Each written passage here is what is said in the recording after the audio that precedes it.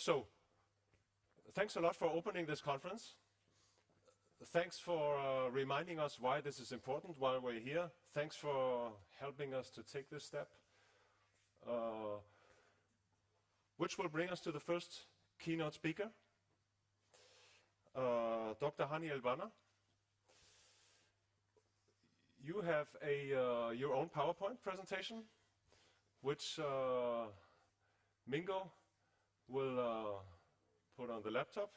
In the meanwhile, let me introduce Dr. Hany El Banna. He's the president of Humanitarian Forum, and you were also the co-founder of Islamic Relief back in the mid-80s.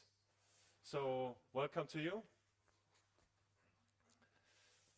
And the word is yours. We just have to turn on the microphone, on speak here. Yes, this one. Now you're on the... Good. And this is the remote control. Okay. Thank you very much. Listening to the previous speakers gave me a great challenge to rewrite my speech again, because I don't have knowledge to be compared to what you have been mentioning in your speeches. But today we should be celebrating. DEMAC is a dream that I was dreaming about it long time ago, to bring the diaspora together, but we should be celebrating the success and the creation of DEMAC today. The mood of celebration yesterday was the beginning of the Islamic calendar, Islamic year, sorry, and reminds us of a diaspora individual who immigrated to build community. And this is not only our prophet, but this happened to Moses and Prophet Moses and Prophet Abraham and others who were really diaspora and managed to create and build society and community around them. So diaspora should be change maker. Should be change maker and should bring added value to any community. They should not be just living at the sideline of the community. This is the role of diaspora as I believe in it. That's why I'm going to skip, is it which, this way? Okay. No? Maybe. Okay, this is some content. I'm just going to skip through a lot of them because this is the definition of diaspora. In my definition, which I'm saying, they should be added value, and to any community, they should not be treated as contractors by some government, but as real partners. We should be treated as real partners from the beginning to the end of any project could be conducted by a government or by international donor agency.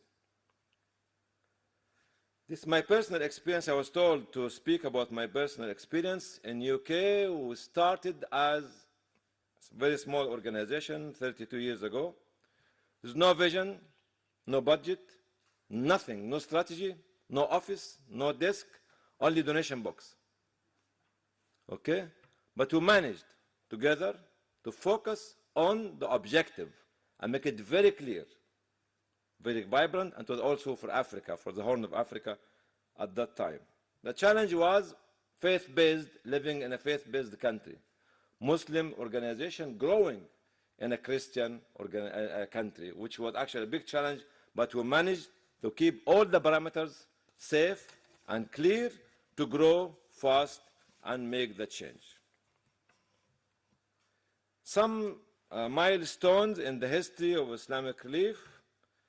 88 to 92, we managed to respond to humanitarian disasters as well as conflict.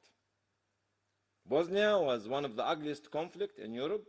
Humanitarian disasters in Iran, in Sudan, in Bangladesh as well, and Halabja as well. First funding came to Islamic Relief was 1993 from UNHCR in Bosnia, as well as OD, Overseas Development Administration, ODA, not ODI, ODA in Sudan. But in 1993 also recognition by the media, which is very important for any diaspora organization. Use media as a partner. We started to swim in the international field in the late 80s, beginning of 90s. And for me as a diaspora, isn't it? Yeah. As an individual, I was attending the international conference as a listener, not a speaker, to learn the language. It's not enough to learn the philosophy of the spoken language and to learn the culture of the organization who are leading the humanitarian sector. You should not jump at the first meeting and say what you want to say before listening and learning and understanding and comprehending. And this is very, very important. This is one of the strategic partners with WFP, with UNHCR and others. We managed to build this because we opened the door 10 years before September the 11th. That's why when September the 11th came and affected all or most of the humanitarian organization, it did not affect Islamic Relief in USA especially. Because 10 years before that, we're opening all the gates. And this is something we have to understand as diaspora organization. Open door policy, transparency, accountability, building partnership, humanity, and independence.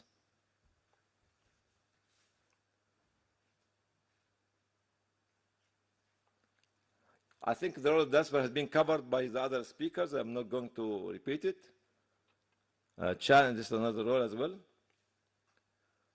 Bosnia case is one of the successful diaspora community, which 50% of the country are living abroad and contributing 13% of GDP.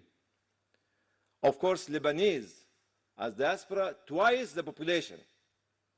And 12 million or 13 million of Lebanese diaspora are living in Europe, in Latin America and others, and the population of the country is 5 billion, and the contribution is immense. Challenges we're facing it, we are always like, I talk about myself, like a small orphan, have no father, nobody to foster him, and everybody is kicking him out.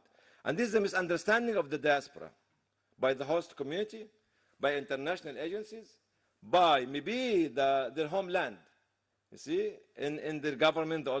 Nobody trusts us because sometimes if I give my personal experience, I went to a country to help them, said me that you are an agent of certain intelligence in Europe and in America. I said, what?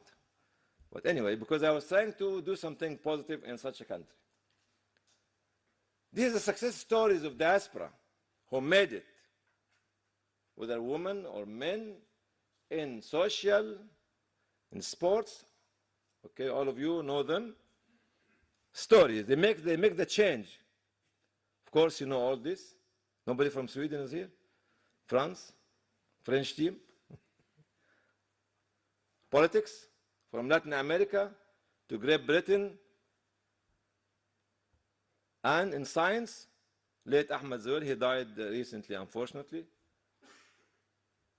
And in UK as well, during Ramadan, the Muslim community raised more than £100 million as humanitarian organizations.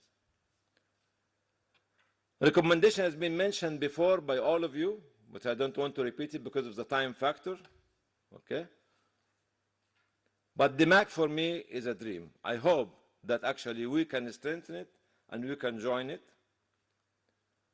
And need to change the system, yes, we need, and it's one of the recommendations at World Humanitarian Summit in Istanbul in May. We need to make a progressive change of the system, and I see some people from UNOCHA here are sitting, and it became very strong. We need to also involve the local organization. Localism has to be very, very heavy on the agenda. The South has to be very heavy on the agenda as well.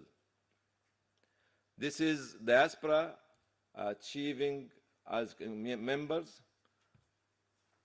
I was told to do that. This is the launch of famine in Somalia in 2011 with Josette, and there was the head of WFP. And this is World Humanitarian Summit in May. And this is His Holiness recognizing the work that we have been doing. And this is the best work that any organization can do is to be with the people. Thank you very much.